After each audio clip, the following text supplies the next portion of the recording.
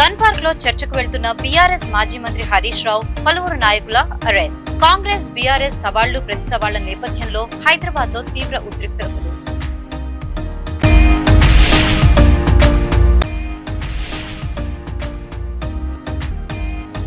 Fee reimbursement వెంటనే చెల్లించాలి demand చేసిన అఖిల భారత విద్యార్థి పరిషత్.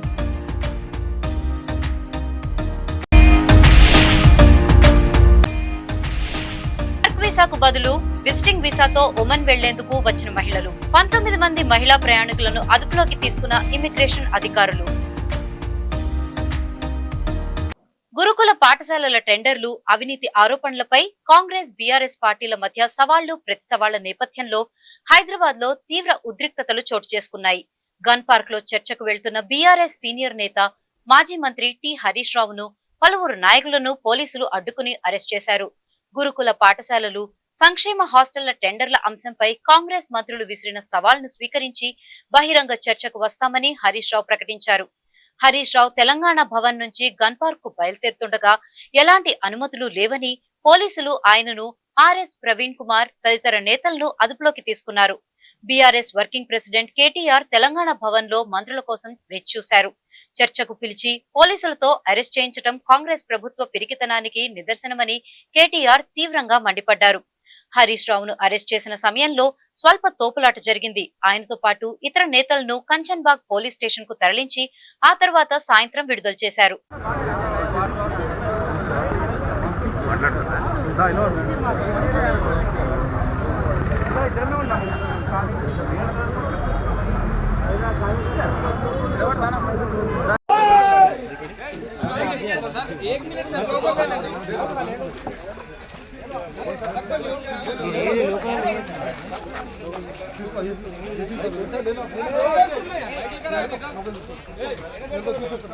चलो भाई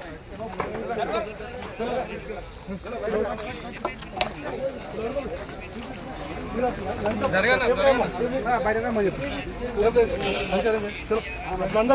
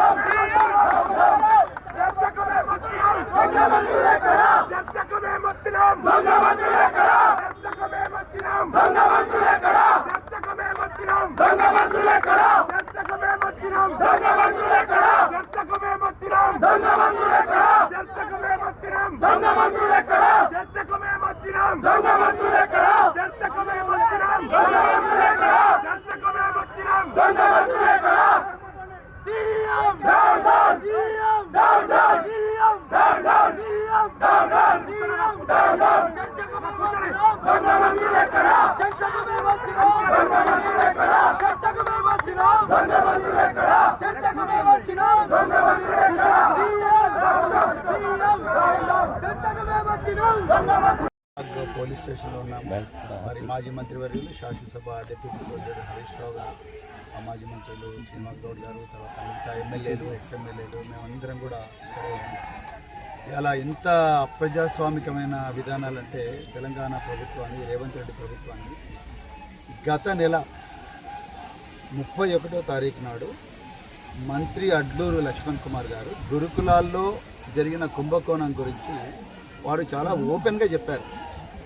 మేము ఎలాంటి బహిరంగ చర్చకైనా సిద్ధంగా ఉన్నాం, మా దగ్గర అన్ని ఆధారాలు ఉన్నాయి, నేను నిజంగా మేము తప్పు చేసినట్టు నిరూపిస్తే మేము రాజీనామా పత్రాలు తీసుకొని వస్తాం, రాజీనామా కూడా చేసిపోతామని అన్నారు. తర్వాత ఒక 15 రోజుల తర్వాత మేము చాలా క్లియర్గా, అంతకన్నా ముందే ఒకసారి ప్రెస్ మీట్ పెట్టినాం. మేము మా దగ్గర ఉండే ఆధారాలు చూపించినాం. వాళ్ళ నుంచి ఎలాంటి స్పందన లేకపోవడంతో మళ్ళీ మేము గత వారం మా దగ్గర అన్ని ఆధారాలు ఉన్నాయి. లక్ష్మణ్ కుమార్ గారు, పొన్నం ప్రభాకర్ గారు, అజరుద్దీన్ గారు, మీరు చర్చకు వస్తామన్నారు కదా. మేము సోమాజిగూడ ప్రెస్ క్లబ్ వేదికగా జూలై 2వ తారీఖు అంటే ఈరోజు ఉదయం 11 గంటలకు మేము బుక్ కూడా చేసినాం. సోమాజిగూడ ప్రెస్ క్లబ్ ఆధారాలని ఒక ట్రంక్ పెట్టెలో రెడీగా పెట్టాము. అవి తీసుకొని వస్తాము, మీ అందరికి కూడా కుర్చీలు కూడా వేస్తాము అని చెప్పడమే కాకుండా మేము ఎలాంటి దుర్భాషలు ఆడడం, ప్రజాస్వామిక వాతావరణంలో మీరేం చేశారు మీరు చెప్పండి. కేసీఆర్ గారి పాలనలో ఏ విధంగా నడిచిన ఈ గురుకులాలు, విద్యా వ్యవస్థ, అది కూడా చెప్తాం మేము. అదేవిధంగా కేసీఆర్ గారి పాలనలో ఏ విధంగా మరి చిన్న చిన్న పిల్లలను, తర్వాత ఫీజు రియంబర్స్మెంట్ వెంటనే చెల్లించాలని డిమాండ్ చేస్తూ అఖిల భారత విద్యార్థి పరిషత్ శంషాబాద్ జోన్ కేంద్రంలో ధర్నా చేసి ప్రభుత్వ దిష్టిబొమ్మను దహనం చేశారు. ABVP coordinator joint secretary Shyam Kiran మాట్లాడుతూ విద్యార్థులకు ఒక సంజీవనిలా పనిచేస్తున్న ఫీజు రియంబర్స్మెంట్ పథకాన్ని తీసివేయాలని ప్రభుత్వం యోచిస్తోందని, ఈ పథకాన్ని తీసివేస్తే రాష్ట్ర వ్యాప్తంగా పెద్ద ఎత్తున ఆందోళన చేస్తామని హెచ్చరించారు. దాదాపు 10,000 కోట్ల ఫీజు రియంబర్స్మెంట్ బకాయిలను వెంటనే చెల్లించాలని, లేకపోతే పెద్ద ఎత్తున ఆందోళన చేస్తామని హెచ్చరించారు. ప్రదీప్ మాట్లాడుతూ స్కాలర్షిప్ ను తీసివేయాలని కాంగ్రెస్ ప్రభుత్వం యోచిస్తోందని, గతంలో స్కాలర్షిప్లు పెట్టింది కాంగ్రెస్ ప్రభుత్వం కాదా అని ప్రశ్నించారు. ప్రభుత్వ దిష్టిబొమ్మను దహనం చేసిన ఏబీవీపీ విద్యార్థులను ఆర్డీఐఏ పోలీసులు అరెస్ట్ చేశారు.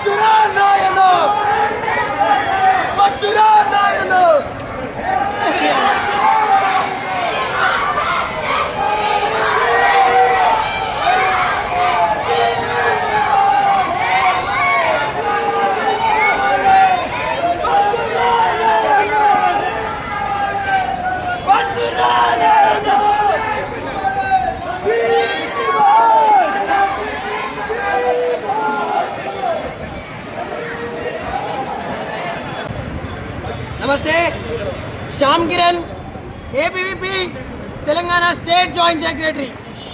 అఖిల భారతీయ విద్యార్థి పరిషత్ ఏబీవీపీ ఆధ్వర్యంలో శంషాబాద్ నగరంలో వందలాది మంది విద్యార్థులతోని ఇవాళ విద్యార్థుల యొక్క నిరసన ర్యాలీ చేయడం జరిగింది.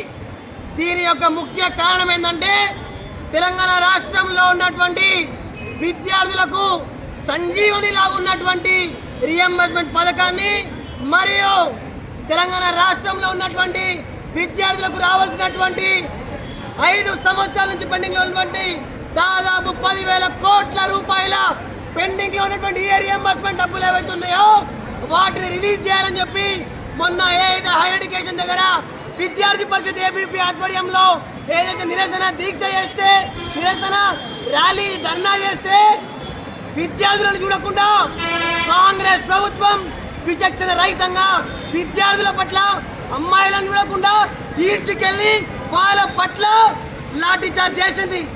ఏం అడిగారు మిస్టర్ రేవంత్ రెడ్డి? ఏం అడిగారు నేను తెలంగాణ ఉన్నటువంటి విద్యార్థులు? హైయర్ ఎడ్యుకేషన్ దగ్గర శాంతియుత ధర్నా చేస్తూ మాకు రావాల్సినటువంటి 10,000 కోట్ల స్కాలర్షిప్లు ఇవ్వండి అని అడిగారు. దాదాపు 5 సంవత్సరాల నుండి పెండింగ్ ఉన్నటువంటి 10,000 కోట్ల స్కాలర్షిప్లు ఏవైతున్నాయో వెంటనే రిలీజ్ చేయాలా.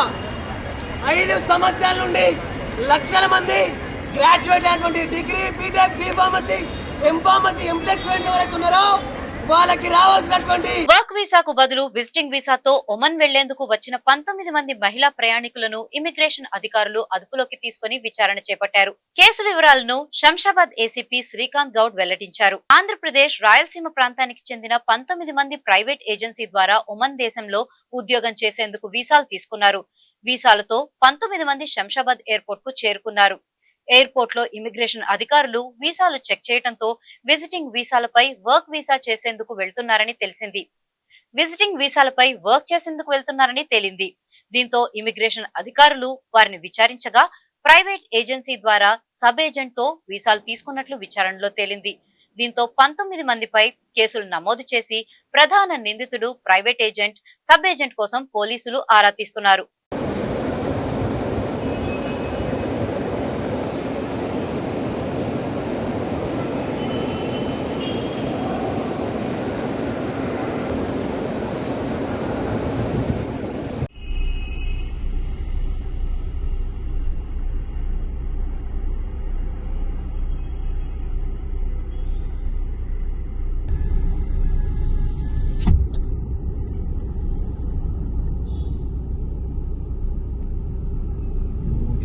బోర్డు వెతుకుతూ ఉంటాం మనం. నిన్న ఎర్లీ అవర్స్ ఒక 20 మంది ఫీమేల్ కువైట్ పోవడానికి వెళ్తున్నారు వయా ఉమాన్ ఫ్లైట్ గురించి వెళ్తుంది. ఇమిగ్రేషన్ వాళ్ళు వాళ్ళ డాక్యుమెంట్స్ వెరిఫై చేసినప్పుడు వాళ్ళకి కొంచెం అనుమానం వచ్చింది. అందులో చెక్ చేస్తే యాక్చువల్గా ఈసీఆర్ పాస్పోర్ట్స్ అంటారు, అవి తీసుకొని వెళ్ళే దాంట్లో చూసి వాళ్ళు కొంచెం డౌట్ వచ్చి వెరిఫై చేస్తే ఆ వీసా వాళ్ళు తీసుకున్నది కూడా టూరిస్ట్ వీసా అని తీసుకున్నారు. యాక్చువల్గా వాళ్ళ వర్క్ వీసా ఉంది, అయినా దాని మీద చిన్న వేరే స్టాంప్ వేసేసుకొని ఫేక్ అని తర్వాత టూరిస్ట్ వీసా కింద వెళ్ళిపోతున్నట్టుగా వాళ్ళు చూశారు. తర్వాత వాళ్ళు గూగుల్లో వాళ్ళు చెక్ చేసుకున్నారు, ఇది కరెక్ట్ లేదు ప్రాసెస్ అని ఉర్దూలో ఉంది కొన్ని, అవి అంటే సరిగ్గా లేవని వాళ్ళు గుర్తించి వాళ్ళని అడిగితే వాళ్ళు ఒప్పుకున్నారు. వాళ్ళు దాని మీద వెళ్తున్నాం అని చెప్పేసి అయితే అదే విషయాన్ని వాళ్ళు డీటెయిల్గా వాళ్ళ దగ్గర ఉన్న పాస్పోర్ట్స్, వీసా డాక్యుమెంట్ ఏదైతే ఒరిజినల్ చేసిన వీసా డాక్యుమెంట్ అవన్నీ కూడా అవుట్ పోస్ట్కి ఒక కంప్లైంట్ లాంచ్ చేసి ఇచ్చారు. ఆ విషయంలో మేము కేసు రిజిస్టర్ చేసుకుని అందరినీ ఎగ్జామిన్ చేసి వాళ్ళ స్టేట్మెంట్స్ వాళ్ళ అన్ని కన్ఫెషన్స్ రాసుకున్నాము. వాళ్ళ ద్వారా మాకు దాదాపు 19 మంది పేర్లు వచ్చినాయి. వాళ్ళు అంటే సబ్ ఏజెంట్స్ ఉన్నట్టున్నారు, డైరెక్ట్ ఏజెంట్స్ అని కాకుండా వాళ్ళని చేసిన తర్వాత వాళ్ళని పట్టుకున్న తర్వాత మెయిన్ ఏజెంట్స్ కూడా తెలుస్తారు. సో దీని ద్వారా మేము చెప్పదలుచుకున్నది ఏంటంటే ఎవరైనా సరే ఫారిన్ కంట్రీస్కి, దుబాయ్ కంట్రీస్ కానీ వెళ్ళేవాడు పిఓఈ అనేది ఒక సర్టిఫికేట్ ఉంటుంది, అది తీసుకొని వెళ్తే ఏమవుతుందంటే వాళ్ళకి భద్రత, మన గవర్నమెంట్ నుంచి భద్రత ఉంటుంది. అది లేకుండా మీరు వెళితే ఏమవుతుందంటే అక్కడ పోయి వాళ్ళకి ఏ ప్రాబ్లమ్స్ వచ్చినా కూడా మనకి ఇన్ఫర్మేషన్ సరిగ్గా ఉండదు. కాబట్టి అందరూ కూడా ఎవరు వెళ్ళాలనుకున్నా త్రూ లీగల్ ప్రాసెస్ ద్వారా వెళ్ళడం మంచిది. అది వాళ్ళకు కూడా వాళ్ళ భవిష్యత్తుకు మంచిది. లేదంటే వాళ్ళు కూడా నేరస్తులు అవుతారు. కేవలం ఏజెన్సీ కాకుండా వీళ్ళు కూడా, ఎందుకంటే లీగల్గా వాళ్ళు ప్రొసీజర్ ఫాలో కానప్పుడు వాళ్ళు కూడా నేరస్తులు అవుతారు. కాబట్టి ఎవరు కూడా ప్రొసీజర్ ఫాలో కాకుండా వెళ్ళకూడదని తెలియజేస్తున్నారు. సార్ గతంలో కూడా ఈ నకిలీ వీసాలతో వెళ్ళి వచ్చారు సార్, అంటే ఇమిగ్రేషన్ వాళ్ళతో తనిఖీ చేయరా సార్ సరిగ్గా? అసలు ఏది ఎట్లా సార్ ఇది? అంటే దాదాపు 2-3 పోయినప్పుడు మామూలు చెక్ చేస్తుంటే వాళ్ళకి అనుమానం అనేది వచ్చి బాగా థరోగా డౌట్ ఎక్కువ వచ్చినప్పుడు ఒక్కొక్కటి డాక్యుమెంట్ చేసి మామూలు చూస్తే వాళ్ళకి కూడా తెలియదు. జనరల్ టూరిస్ట్ వీసా 2 పోతుంటారు అనుకోండి, 2-3. కూకట్పల్లి నియోజకవర్గం అల్లాపూర్ డివిజన్ శివాజీనగర్ లో శ్రీ పోచమ్మ నూతన దేవాలయ ప్రతిష్టా మహోత్సవంలో డిపిసిసి అధ్యక్షులు బొమ్మ మహేష్ గౌడ్ పాల్గొన్నారు. శ్రీ పోచమ్మ నూతన దేవాలయ యంత్ర, విగ్రహ, సింహవాహన శిఖర ప్రతిష్టా మహోత్సవానికి డిపిసిసి అధ్యక్షులు బొమ్మ మహేష్ గౌడ్ పరిహార యజమానిగా విచ్చేసి ప్రత్యేక పూజలు నిర్వహించారు. ఈ కార్యక్రమాన్ని కాంగ్రెస్ సీనియర్ నాయకులు లక్ష్మణ్ గౌడ్ ఆధ్వర్యంలో నిర్వహించారు. ఈ కార్యక్రమంలో ఆలయ కమిటీ సభ్యులు, స్థానిక ప్రజాప్రతినిధులు, కాంగ్రెస్ నాయకులు, భక్తులు పెద్ద సంఖ్యలో పాల్గొన్నారు.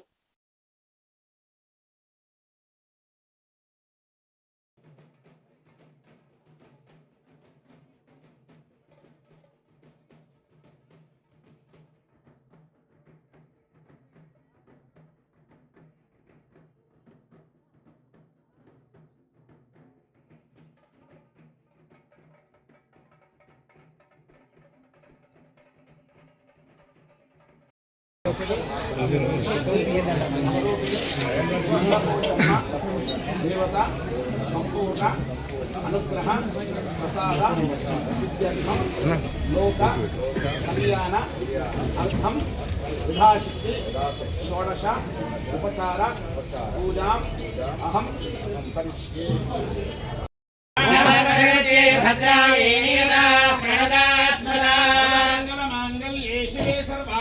శరణ్యే త్రయంబకే దేవి నారాయణి నమోస్తుతే. దేవతాయ మహాధ్యాయామి ఆవాహయామి. నవరత్నగృహేణ సింహాసనం సమర్పయామి. పాద్యం సమర్పయామి. తయోః అర్ఘ్యం సమర్పయామి. ఆచమనీయం సమర్పయామి. స్నానం సమర్పయామి. వస్త్రార్థమక్షదాన్ సమర్పయామి. విగ్రహార్థమక్షదాన్ సమర్పయామి. కరణార్థమక్షదాన్ సమర్పయామి. ఓం భవస్య దేవస్య పత్న్యై నమః.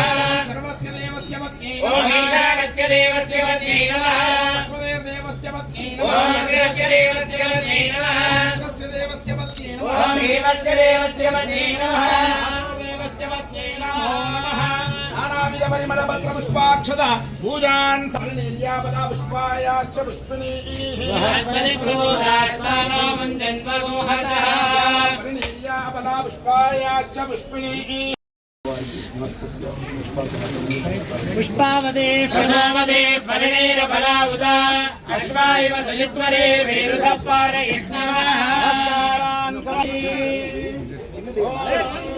సైబరాబాద్ మున్సిపల్ కార్పొరేషన్ పరిధి దుండిగల్ మున్సిపల్ సర్కిల్ మల్లంపేట రహదారిపై స్థానికులు ధర్నా చేపట్టారు. మాకు న్యాయం కావాలంటూ మల్లంపేట ఓఆర్ఆర్ ఎగ్జిట్ నుంచి బాచ్పల్లి పోయే రహదారిపై ఫ్లెక్సీలు ప్లకార్డులు చేపట్టి పాదయాత్ర చేశారు. ఓల్డ్ హైదరాబాద్ రోడ్డును ఓపెన్ చేసి మల్లంపేట గ్రామాన్ని కాపాడాలంటూ ప్లకార్డులు చేతబూని ధర్నా చేశారు. పాత మాస్టర్ ప్లాన్ ప్రకారం రోడ్డు ఉండాలని, ఒకవేళ కొత్త ప్లాన్ ప్రకారం రోడ్డు సవరణలు చేస్తే మేము నష్టపోతామని వారు తెలిపారు.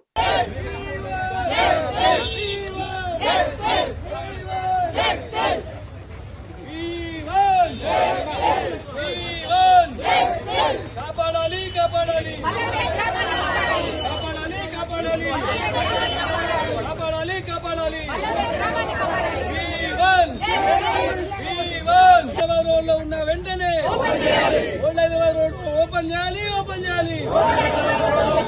మల్లంపేట గ్రామ ప్రజలను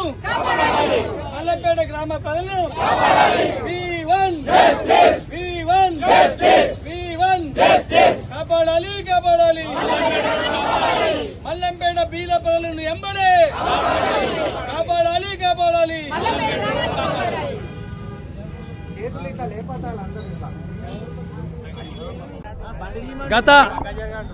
గత 3 సంవత్సరాల నుంచి మా మల్లంపేట గ్రామానికి పట్టిన శని ఇది.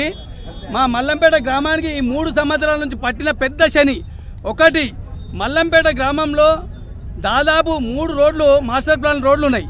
ఒకటి, మోడీ బిల్డర్స్ నుంచి వచ్చే రోడ్లో మోడీ బిల్డర్ పేద క్లబ్ హౌస్ కడతాడు. జేఎన్ఎం కాలనీ పేద రోడ్డు కబ్జా పెట్టేస్తుంది, వాళ్ళ జోలికి పోరు.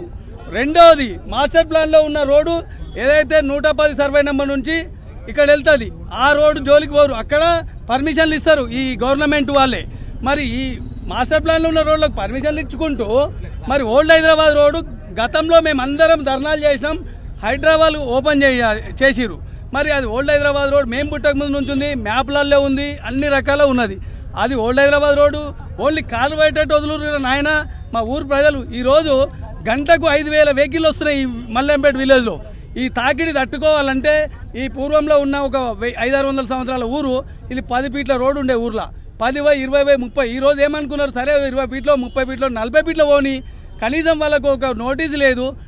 మామూలుగా ఒక్కొక్కరికి భర్తలు. మేమందరం మల్లంపేట గ్రామానికి చెందిన వాళ్ళమండి. ఒక్క నిమిషం. మేమందరం మల్లంపేట గ్రామానికి చెందిన వాళ్ళమండి. ఇక్కడ 1 రోజు 2 రోజుల నుంచో కాదు, 500-600 ఏళ్ల నుంచి ఇక్కడ చాలా కుటుంబాలు కలిసిమెలిసి బతుకుతున్నాము. ఇవాళటి రోజున ఇక్కడ చుట్టుపక్కల అన్ని వెంచర్లు అన్ని డెవలప్ అవ్వటం మూలాన చాలా ఆర్బిటరీగా, అంటే ఎటువంటి ఆలోచన లేకుండా గవర్నమెంట్ 100 ఫీట్లకి దీన్ని శాంక్షన్ చేస్తామని చెప్పేసి అన్నారు. దీనికి ఎటువంటి కన్సల్టేషన్ చేయలేదండి. గ్రామ ప్రజలను వచ్చేసి ఎటువంటి కన్సల్టేషన్ చేయలేదు. ఇక్కడ ఫిజికల్ గా ఎగ్జామిన్ చేయలేదు. 20 ఫీట్లు ఉన్న రోడ్ ని 100 ఫీట్ అంటే 5 టైమ్స్ చేయాలనుకుంటున్నారు. సగం గ్రామం పోతుంది. అంతేకాకుండా ఏదైనా సరే గవర్నమెంట్ ఏదైనా ఆర్డర్ తీసుకుంటే దానికి ఒక ప్రొసీజర్ ఉంటుంది. నోటీసులు సర్వ్ చేయాలి. ఒక రోజు రోజు 50 ఫీట్లు పోతుందంటారు, ఒక రోజు 60 ఫీట్లు అంటారు, ఒక రోజు 70 ఫీట్లు అంటారు. హార్ట్ పేషెంట్లు ఉన్నారు, పెద్దవాళ్ళు ఉన్నారు, ముసలి ముతక ఎవరికి నిద్రలు కంటి మీద నిద్ర లేకుండా బతుకుతున్నాము. సో మాకు ఒక క్లారిటీ ఇవ్వాలి. రెండో విషయము, ఇక్కడ 700 సంవత్సరాల చరిత్ర గల చాలా పురాతనమైన చాలా శక్తివంతమైన ఆంజనేయ స్వామి గుడి ఉంది. గుడిని టచ్ చేస్తే మటుకు లా అండ్ ఆర్డర్ సమస్య వస్తుంది. నేను ముందే చెప్తున్నాను. మీరు ప్రొసీజర్ ఫాలో అవ్వండి, గవర్నమెంట్ ఆఫీషియల్స్ ప్రాపర్గా ప్రొసీజర్ ఫాలో అవ్వండి. మీరు ప్రొసీజర్ ఫాలో అవుతే దాన్ని ఎలా ఎదుర్కోవాలో మాకు తెలుసు. అంతవరకు జనాల్ని రెచ్చగొట్టకండి. వేరే వాళ్ళు వాళ్ళందరికీ మీరు అవినీతి పరంగా పర్మిషన్లు ఇచ్చేసేసి వాళ్ళని అకామిడేట్ చేయడానికి అందరు కలిసి ఒక్క రోడ్డు మీద పడితే ఎలా జరుగుతుంది అనుకుంటున్నారు? 4 రోడ్లు ఉన్నాయి ఇదే ఊర్లోంచి వెళ్ళడానికి. ఆ రోడ్లు ఓపెన్ చేయడానికి ఎవరికి సత్తా లేదు, ఎవరికి దమ్ము ధైర్యం లేదు. పర్మిషన్లు ఇచ్చే శ్రీ సత్యసాయి జిల్లా ముదిగుబ్బ మండలం సోనేవారిపల్లి గ్రామానికి చెందిన మాజీ సైనికుడు చిన్నరెడ్డి చంద్రమోహన్ తన వ్యవసాయ భూమికి సంబంధించిన సివిల్ భూ వివాదంలో పోలీసుల జోక్యంపై తీవ్ర ఆవేదన వ్యక్తం చేశారు. ఈ మేరకు అనంతపురంలో ఏర్పాటు చేసిన విలేకరుల సమావేశంలో ఆయన మాట్లాడారు. 2022లో తాను ఉద్యోగరీత్యా గ్రామానికి దూరంగా ఉన్న సమయంలో ముదిగుబ్బ పట్నం రూరల్ పోలీస్ స్టేషన్ కు చెందిన ఓ పోలీస్ అధికారి అండతో తన భూమిని పక్కన ఉన్న భూ యజమానికి కోర్టు ఉత్తర్వులు ఉన్నాయని తప్పుడు సమాచారంతో తనకు చెందిన 406/2A 406/2B సర్వే నంబర్లలో ఉన్న వ్యవసాయ భూమిని ఆక్రమించారని తెలిపారు. అతనిపై 2023లో పట్నం పోలీస్ స్టేషన్ లో తొలి కేసు నమోదు చేసినట్లు తెలిపారు. ఈ విషయమై జిల్లా పోలీస్ సూపరింటెండెంట్, ఆంధ్రప్రదేశ్ హోంశాఖ, కర్నూలు జిల్లా పోలీసులకు ఇప్పటికే ఫిర్యాదు చేశానని, ప్రస్తుతం సంబంధిత అధికారుల పరిశీలనలో ఈ అంశాలు ఉన్నాయని, ఆ భూమిపై సర్వ హక్కులు తనకే ఉన్నాయని తెలిపారు. ఈ అంశంపై సంబంధిత అధికారులు నిష్పాక్షికంగా విచారణ జరిపి వాస్తవాలను వెలికితీసి చట్ట ప్రకారం తగిన చర్యలు తీసుకోవాలని మాజీ సైనికుడు చిన్నరెడ్డి చంద్రమోహన్ విజ్ఞప్తి చేశారు. మళ్ళీ ఇంజక్షన్ ఆర్డర్ తెచ్చుకున్నప్పటి నుంచి మాకు పోలీసులు ఏం చెప్పారంటే, ఇద్దరు బైండ్ ఓవర్ చేస్తాము, ఒకరిది క్యాన్సిల్ చేసుకుంటాను అని కోర్టులో. ఇప్పుడు కోర్టులో నడుస్తుంది. ఇప్పుడు ఆయన పోవడంలో నేను పోవడంలో ఇద్దరికి ఇంజక్షన్ ఆర్డర్ ఉంది. అంటే ఇప్పుడు 11 సెంట్లు మాది పోయింది రోడ్డుకు, అది ఆ రోడ్డు హైవేకి అంతా ఆయనకు కావాలని. సో ఇప్పుడు ఆక్రమించుకొని అమ్మమ్మని బెదిరించేవాళ్ళు. ఇదంతా నా ఆధీనంలో ఉందని తప్పుడు సాక్ష్యాలు సృష్టించుకున్నాడు నేను లేనప్పుడు. అప్పుడు వైసీపీలో ఉండేవాడు. మేము హోమ్ మినిస్టర్కి కంప్లైంట్ ఇచ్చినాక బీజేపీలోకి చంపినాడు. పేరు వెంకటరెడ్డి, సెంచుగారిపల్లి రెడ్డం వెంకటరెడ్డి. అధికారులంటే తిరిగినాము. 2018 నుంచి మేము 2022 నుంచి కంప్లైంట్లు ఇస్తున్నాం ఎస్పీ గారికి. మేము మళ్ళీ రెవెన్యూ అధికారులు చెప్తే ఎంఆర్ఓ గారు ఏం చెప్పారంటే, మీరు పోలీస్ స్టేషన్లో కంప్లైంట్ ఇవ్వండి, మీ డాక్యుమెంట్ బాగున్నాయని ఒక ఎండోర్స్మెంట్ ఇచ్చాడు. తహసీల్దార్ గారు ఎండోర్స్మెంట్ ఇచ్చారు, పోలీస్ స్టేషన్లో కంప్లైంట్ ఇవ్వండి అని. నేను కంప్లైంట్ ఇచ్చాను. ఉద్యోగరీత్యా అక్కడెక్కడ ఉండడం వల్ల కంప్లైంట్ ఇవ్వడం కొద్దిగా లేట్ అయింది. మేము ఇంజక్షన్ ఆర్డర్ తెచ్చుకున్నాము. ఈ లోపల ఆయన ఈ దొంగ సాక్ష్యాలు సృష్టించుకున్నాడు. పొలంలో పొలం దున్ని అతిక్రమించినాడు. అది దాని మీద ఆ దొంగ సాక్ష్యాలు పెట్టి ఇప్పుడు పొలం నా ఆధీనంలో ఉంది, నా అనుభవంలో ఉంది అని చెప్పి ఇంజక్షన్ ఆర్డర్ తెచ్చుకున్నాడు. మళ్ళీ ఆ ఇంజక్షన్ ఆర్డర్తో మాకు ఇబ్బంది పెడుతున్నాడు.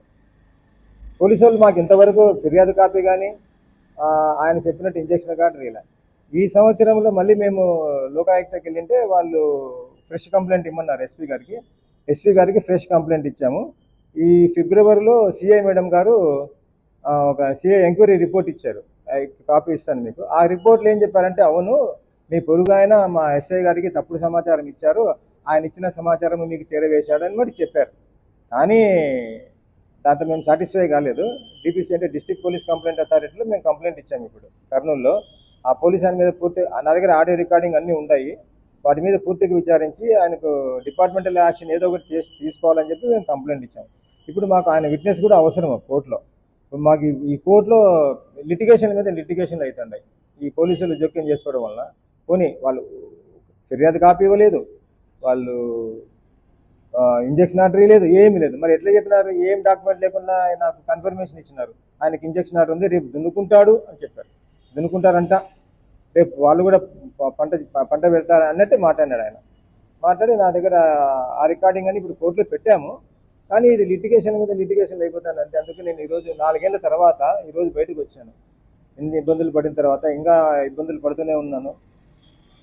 అందుకని మీడియా ముందుకు వచ్చాను. నేను కావాలంటే ఈ పోలీసులు జోక్యం చేసుకోవడం వలన చాలామంది ఈ విధంగా సివిల్ కేసులలో చాలామంది చట్టం తెలియక నష్టపోయి పోలీసుల సహాయంతో తప్పుడు సాక్ష్యాలు సృష్టించుకొని లీగల్ లిటిగేషన్లు ఎక్కువగా క్రియేట్ చేస్తున్నారు జనాలు. సో అధికారులను నేను కోరేది ఏమంటే, ఈ పోలీసులు కొద్దిగా జోక్యం చేసుకోకుండా అందరికీ న్యాయం చేసేటట్లు ఉండాలి. ప్రాణహాని అంత ఏం లేదు నాకు. కానీ ఒకసారి మేము ఉండంగా దాడి చేసి మా మొబైల్ అన్ని మేము రికార్డ్ చేస్తా అంటే వాళ్ళు దాడి చేసినప్పుడు మా మొబైల్ అన్ని పగులుకొట్టారు. నవంబర్ 23లో మేము పంట పెట్టుకుని అన్ని చేసుకుంటా అంటే వచ్చి మాకు ఇంజక్షన్ ఆర్డర్ ఉంది, మేము కూడా తెచ్చుకున్నాం ఇంజక్షన్ ఆర్డర్ అని చెప్పి మా పొలంలోకి దూరి 4-5 తీసుకొచ్చి మొబైల్ అన్ని పగులుకొట్టారు. ఆ వీడియో రికార్డింగ్లన్నీ ఉన్నాయి, మేము ఫోటో పెట్టాము. పోలీసులు గన్ పార్క్ లో చర్చకు వెళ్తున్న బీఆర్ఎస్ మాజీ మంత్రి హరీష్ రావు, పలువురు నాయకుల అరెస్ట్. కాంగ్రెస్ బీఆర్ఎస్ సవాళ్లు ప్రతి సవాళ్ల నేపథ్యంలో హైదరాబాద్ లో తీవ్ర ఉద్రిక్తతలు.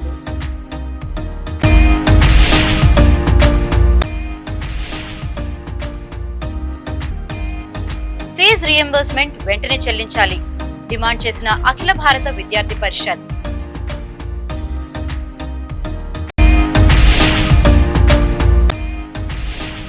వీసాకు బదులు విజిటింగ్ వీసాతో ఒమన్ వెళ్లేందుకు వచ్చిన మహిళలు. 19 మంది మహిళా ప్రయాణికులను అదుపులోకి తీసుకున్న ఇమిగ్రేషన్ అధికారులు.